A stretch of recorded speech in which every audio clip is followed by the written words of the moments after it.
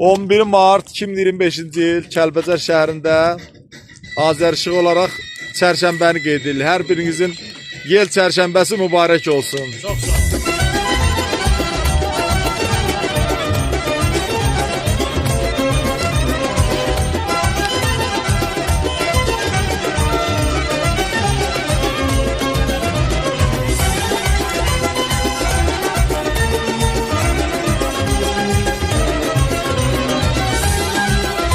Bəh.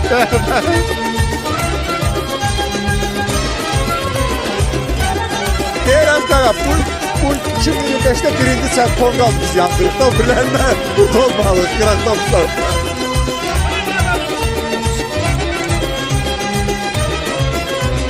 Süfrələr aşan düzün, qoy arzunuz çin olsun.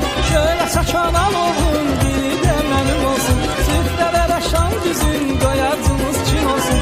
Şöyle saçan alovun, biri de mənim olsun.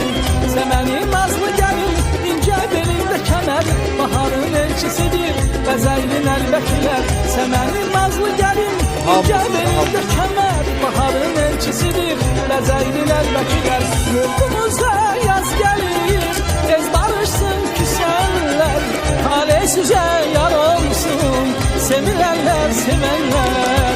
Yurdumuza yaz gəlir, tez barışsın küsənlər, tale sizə yar olsun, sevilənlər, sevənlər.